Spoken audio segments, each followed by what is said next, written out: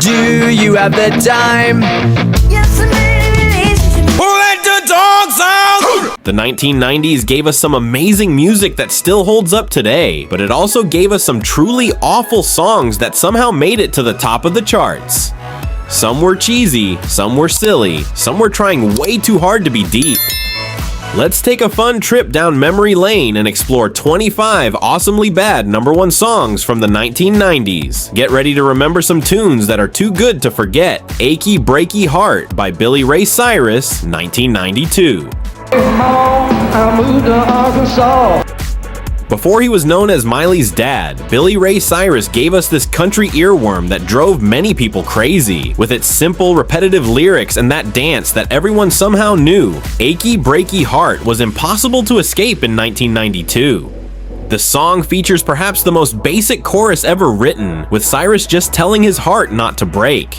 The mullet-sporting singer made it clear that his heart might not understand if it got broken, which makes absolutely no sense if you think about it. The line dancing trend it sparked was equally painful. Despite music critics absolutely hating it, the catchy tune and Cyrus's aw shucks charm helped it climb to #1. The song became so culturally huge that even people who hated country music could sing along. It was the musical equivalent of a bad haircut. Embarrassing at the time, and even more embarrassing looking back. Ice Ice Baby by Vanilla Ice, 1990. The song that launched 1,000 parodies, Vanilla Ice's signature hit became the first rap song to top the Billboard Hot 100, built around an unauthorized sample of Queen and David Bowie's Under Pressure, which Ice infamously tried to deny by pointing out a tiny difference in the bass lines. This track featured lines like "cookin' MCs like a pound of bacon," delivered by a white rapper in parachute pants. The lyrics make little sense, jumping from cooking bacon to mentions of Miami and solving problems. Ice's attempts to establish street cred felt forced and inauthentic, especially when we later learned his real background. Despite being mocked mercilessly since its release, the song's opening bass line remains instantly recognizable. Vanilla Ice's career melted away almost as quickly as it formed, making him the poster child for one-hit wonders. But for a brief moment in 1990, everyone was stopping, collaborating, and listening. Mbop by Hanson, 1997.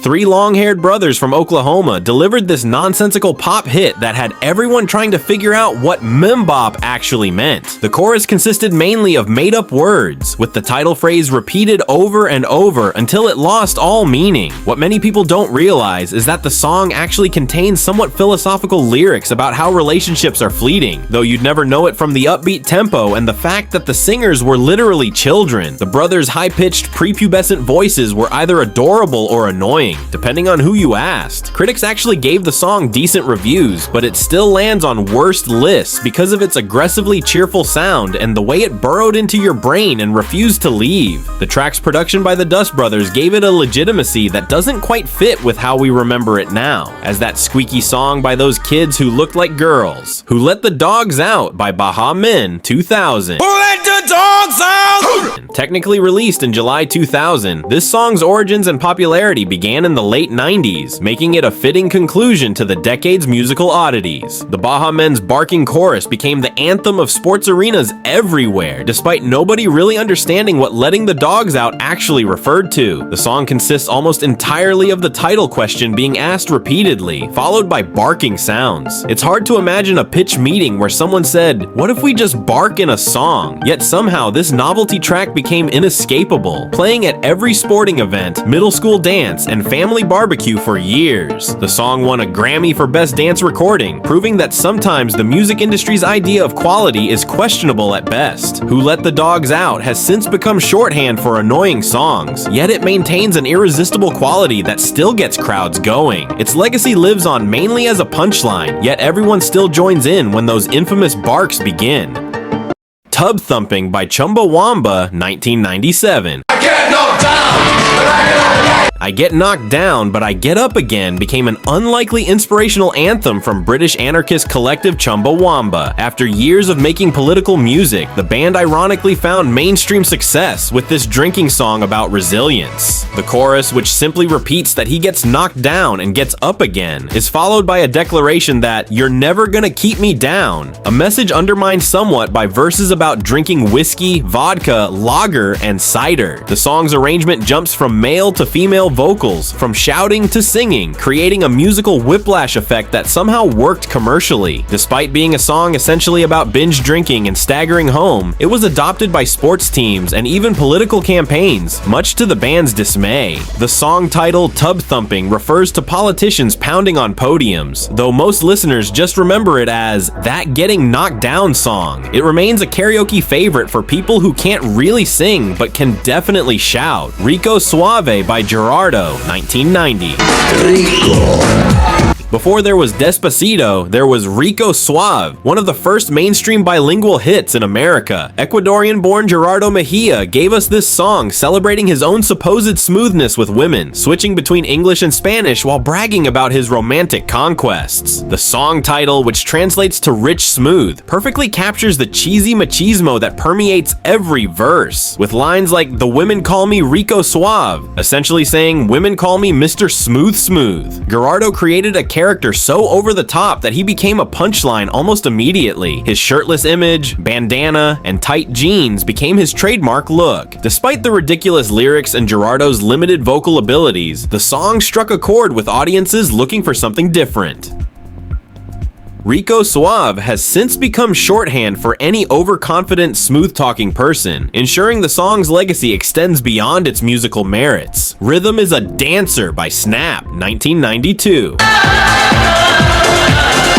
This Eurodance hit featured the memorable declaration that rhythm is a dancer and the philosophically questionable statement, "I'm as serious as cancer when I say rhythm is a dancer." Comparing dance music to a deadly disease wasn't the only strange lyrical choice. The song also claims that rhythm is a soul's companion, that you can feel it everywhere. The German group Snap created this dance floor filler with Thea Austin's vocals and Turbo B's rap sections, though like many Eurodance acts, the performers in the music video weren't always the actual artists. The song's pulsing beat and synthesizer riffs epitomized early 90s dance music for better or worse. While critically dismissed as fluff, the track became one of the defining sounds of European dance clubs and eventually American radio. The Serious Cancer line has been mocked endlessly over the years, yet the song maintains a certain charm in its earnest attempt to elevate dance music to something profound, even if the execution was questionable. Blue Daba D by Eiffel 65, 1999.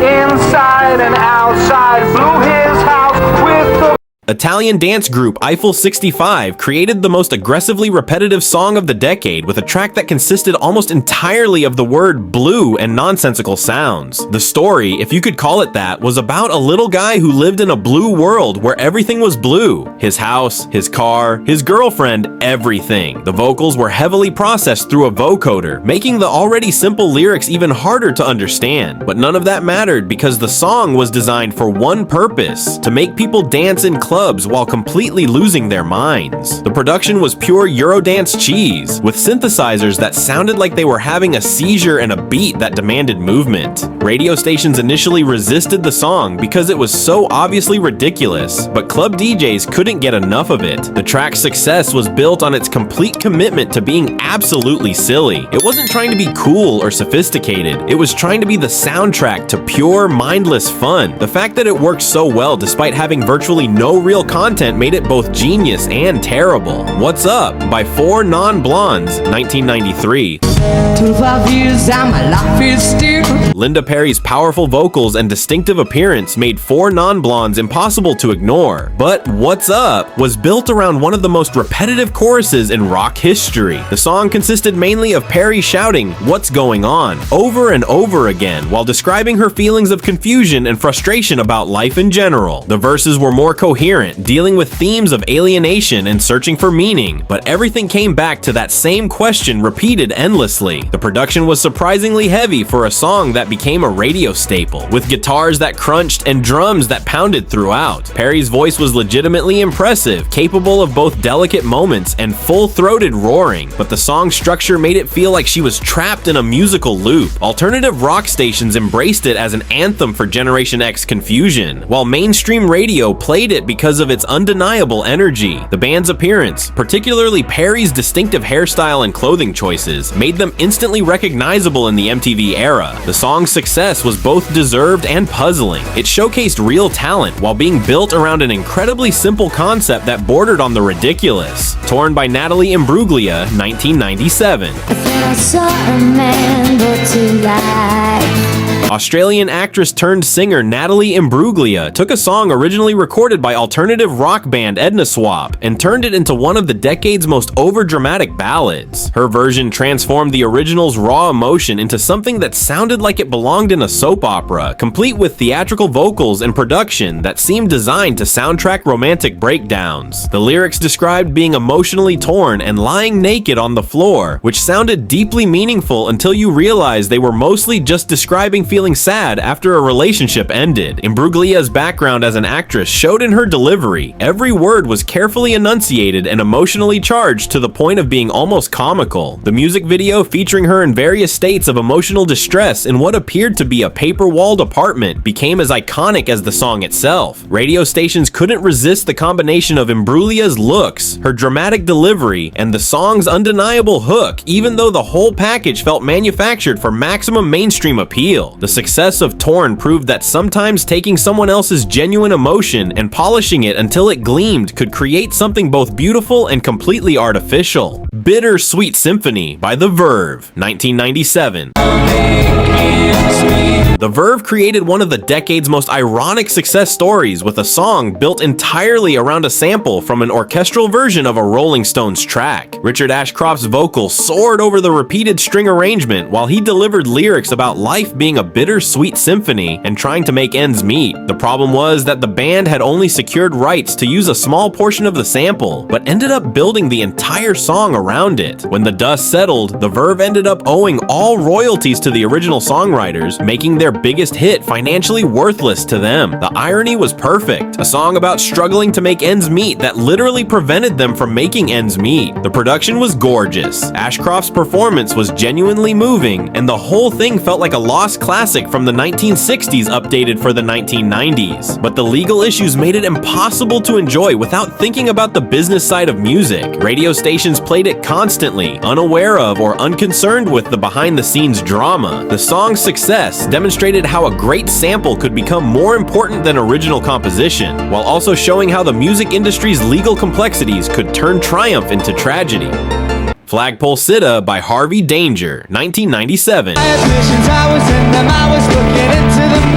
Seattle band Harvey Danger created the most neurotic anthem of the alternative rock era with a song that perfectly captured Generation X's combination of intelligence and self-loathing. Sean Nelson's vocals delivered rapid-fire lyrics about paranoia, medication, and feeling disconnected from society, while the band provided a bouncy musical backing that made the whole thing feel like a panic attack set to a pop song. The most memorable line, "I'm not sick, but I'm not well," became a generational motto for people who felt caught between childhood and adulthood. The production was deliberately lo-fi, giving the song a garage band quality that matched its anxious energy. Alternative rock radio embraced it as the perfect soundtrack for late-night anxiety spirals, while the band's Seattle origins gave them credibility in the post-grunge landscape. The song's success was built on its ability to make mental health struggles sound catchy and fun, which was either brilliant or deeply problematic depending on your perspective. Harvey Danger never had another hit, making Flagpole Sitta the perfect example of a band capturing lightning in a bottle with their neuroses and never quite figuring out how to do it again.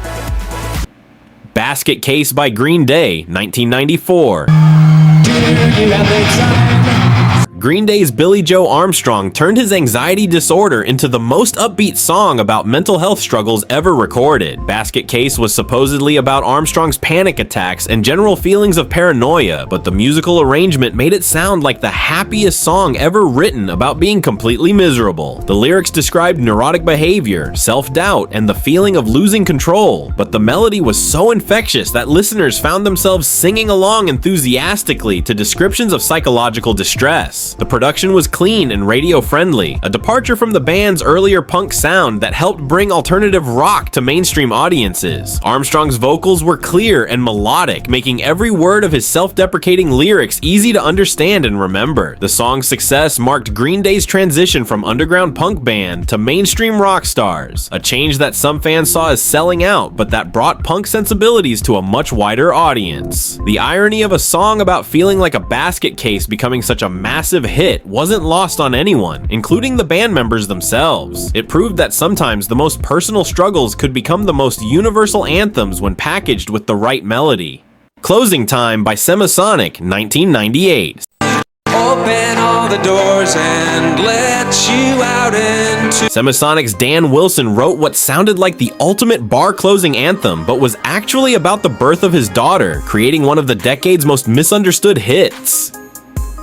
Closing Time became the unofficial soundtrack to Last Call at bars across America, with its lyrics about gathering up jackets and heading for the exit resonating with anyone who'd ever been kicked out of a drinking establishment. But Wilson later revealed that the song was inspired by becoming a father and the idea that every ending is also a new beginning. The musical arrangement was perfect for its perceived purpose. Mid-tempo, easy to sing along with, and building to a chorus that felt like both celebration and resignation. Radio stations played it constantly in late-night slots, and bars adopted it as their unofficial closing theme song. The band's power pop sensibilities made the song feel both classic and contemporary, while Wilson's vocals delivered the lyrics with just enough ambiguity to support multiple interpretations. The success of Closing Time proved that sometimes the best songs work on multiple levels, allowing listeners to find their own meaning while the songwriter intended something completely different. It became Semisonic's only major hit, but what a hit it was! A perfect example of right song, right time, right misunderstanding. Informer by Snow, 1992.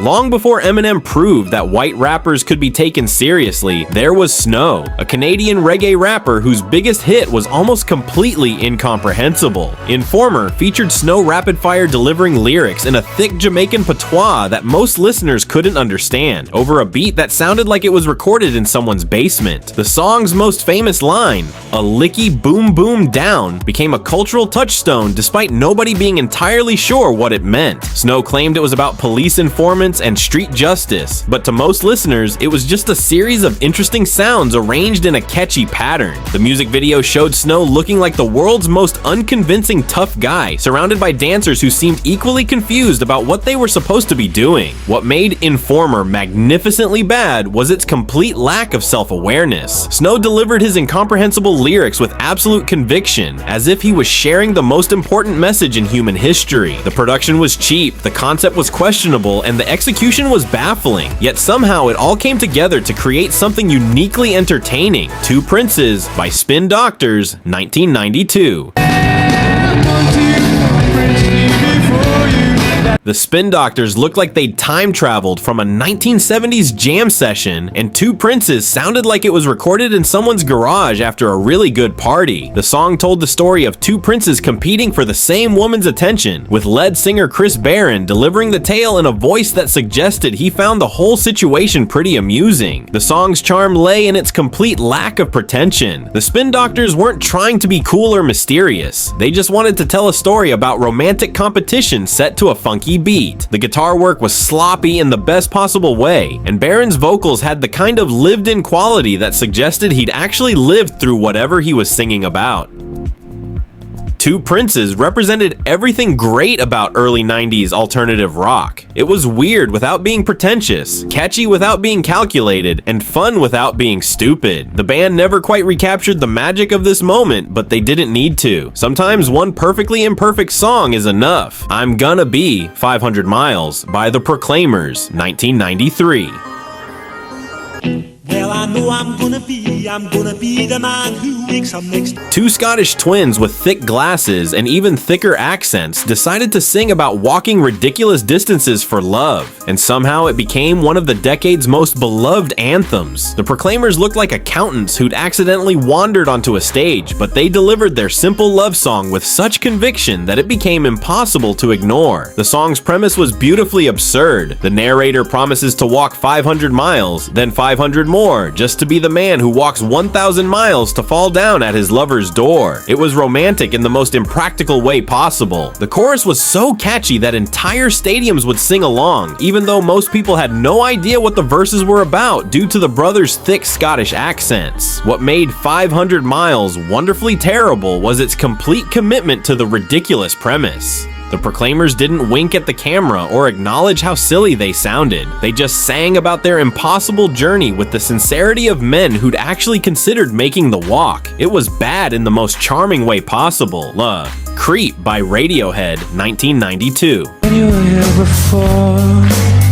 Before Radiohead became the darlings of art rock, they were just another band with a song about feeling like an outsider. Creep was their accidental masterpiece, a self-loathing anthem that somehow made depression sound catchy. Tom York's vocals dripped with insecurity as he sang about being a creep and a weirdo who didn't belong. The song built from quiet verses to explosive choruses where guitarist Johnny Greenwood unleashed guitar sounds that seemed designed to express pure frustration. The contrast between the gentle verses and the crushing choruses perfectly captured the feeling of being overwhelmed by your own inadequacy. Creep worked because it was brutally honest about feelings most people tried to hide. Instead of pretending to be cool or confident, Radiohead embraced their awkwardness and turned it into art. The song became an anthem for anyone who'd ever felt like they didn't fit in, which was pretty much everyone. It was beautifully, authentically bad in a way that made it impossible not to relate to. Under the Bridge by Red Hot Chili Peppers, 1991. The Red Hot Chili Peppers were known for being wild and funky, so when they released a vulnerable ballad about loneliness and addiction, it caught everyone off guard. Anthony Kiedis sang about feeling isolated in Los Angeles, about drug use and friendship and the places where you go when you need to be alone. His vocals were surprisingly tender, floating over guitar work that sounded like it was painted with watercolors. The song was autobiographical in a way that made it feel like reading someone's diary, except the diary had been set to one of the most beautiful melodies ever written. Kiedis sang about the city of Los Angeles like it was a person he'd fallen in love with and been betrayed by. The bridge section, "I don't ever want to feel like I did that day," was delivered with such vulnerability that it made you want to give the singer a hug. Under the Bridge was bad in the most honest way possible. It was completely exposed, thoroughly personal, and absolutely heartbreaking. The Chili Peppers proved that even the wildest bands could create moments of perfect stillness, songs that captured exactly what it felt like to be human and alone and hoping for connection. Rhythm of the Night by Corona, 1993. An Italian dance group created the ultimate nightclub anthem, a song so designed for dancing that it seemed to have its own gravitational pull toward the dance floor. Corona's Rhythm of the Night featured vocals that soared over production that sounded like it was mixed inside a disco ball, all sparkle and energy and relentless forward motion. The song was about surrendering to the music, letting the rhythm take control of your body and your mind. It was hedonistic in the most innocent way possible, pure celebration without any darker undertones. The vocals were processed through enough effects to make them sound like they were coming from another dimension, which was perfect for a song about escaping reality. Conclusion: these songs represent the beautiful train wrecks that dominated 90s radio. They weren't good in the traditional sense, but they were perfectly crafted earworms that burrowed into our collective consciousness. Many of these one-hit wonders made millions from songs that critics hated, proving that sometimes being catchy matters more than being good. What makes these tracks special is that despite their obvious flaws, we still get nostalgic when we hear them. They transport us back to a simpler time of CD players, MTV that actually played music, and radio stations that played the same songs every hour. These songs may be awesomely bad, but they're also part of our shared cultural history. Next time you hear one, don't be embarrassed if you still know all the words. Just embrace the cheese and enjoy the musical time machine back to the decade of flannel, dial-up internet, and songs that make absolutely no sense but somehow became #1 hits. Write me a letter. When Write Me a Letter hit number 9 on the Billboard Hot 100 in early 1975, many thought the DeFranco family would be the next Osmonds. This Canadian family band, fronted by the charismatic Tony DeFranco, had already tasted success with their 1973 hit, Heartbeat, It's a Love Beat. But Write Me a Letter would be their final chart appearance. The bubblegum pop sound that had dominated the early 1970s was rapidly giving way to disco and more sophisticated rock, leaving the DeFrancos without a musical home. Despite appearances on American Bandstand and a dedicated teen following, the band broke up in 1978. Tony, just 16 when their final hit peaked, later remarked, "We were caught between two eras, and suddenly the music that made us famous wasn't what people wanted anymore." Lovin' You. Few songs showcase a vocal range like Minnie Riperton's Lovin' You.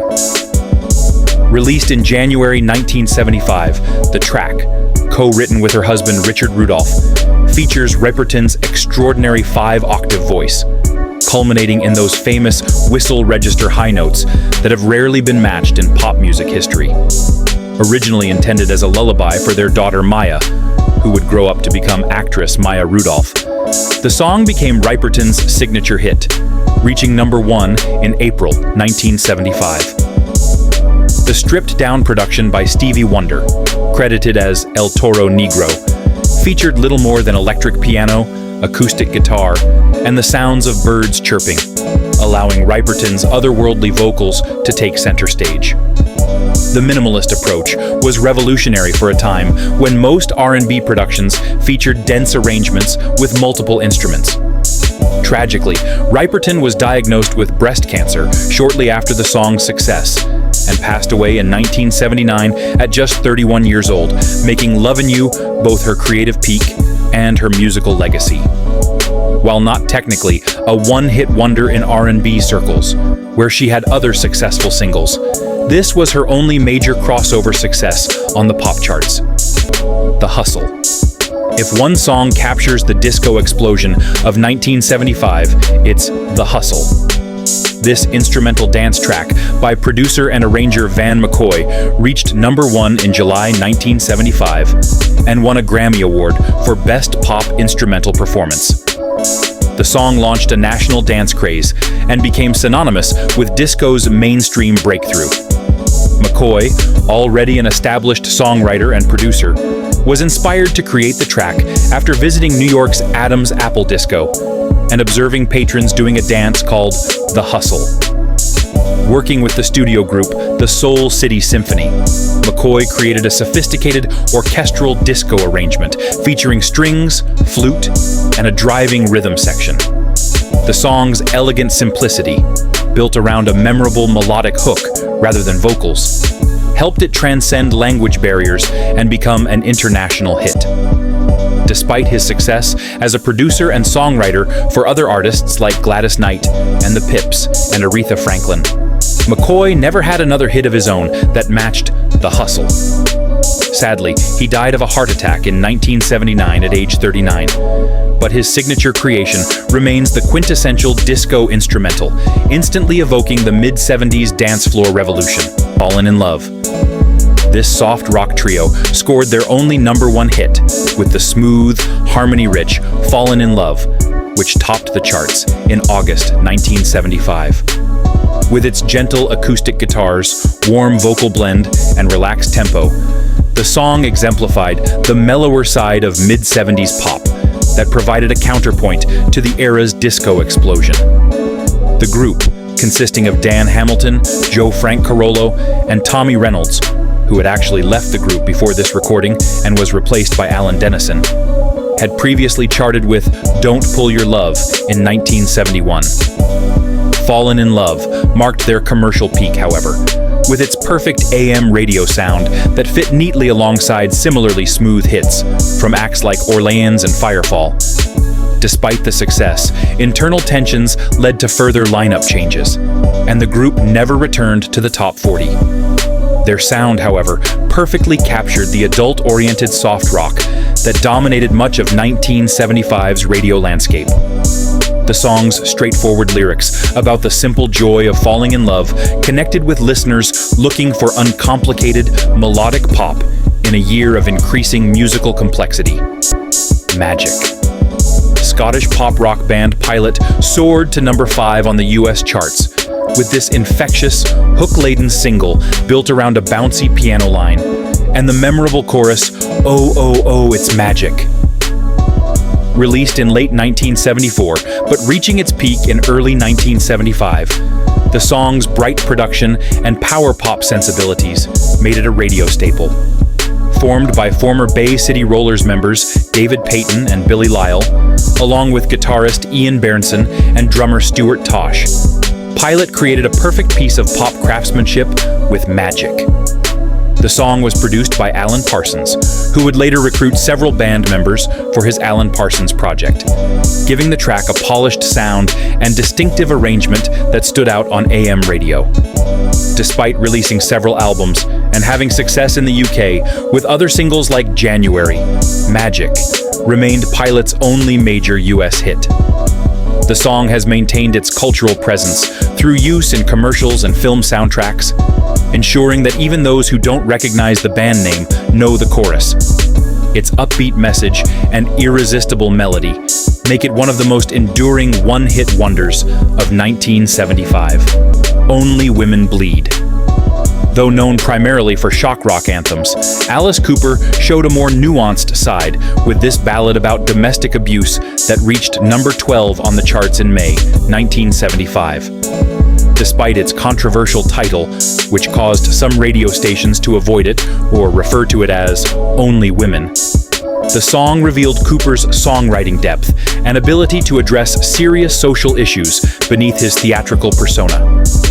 Co-written with guitarist Dick Wagner, the song featured orchestral backing and a gentle, almost folk-like melody that contrasted sharply with Cooper's usual hard rock sound. The subject matter was unusually direct for 1975, addressing the physical and emotional abuse women suffered in relationships during an era when such topics were rarely discussed in pop music. While Alice Cooper had many hits throughout his career, Only Women Bleed stood apart from his usual sound and approach, making it a unique entry in his catalog. The song's orchestral arrangement and sensitive lyrics surprised many who knew Cooper only for his harder-edged material and horror show stage antics, demonstrating the artistic range that existed beyond his carefully cultivated shock rock image.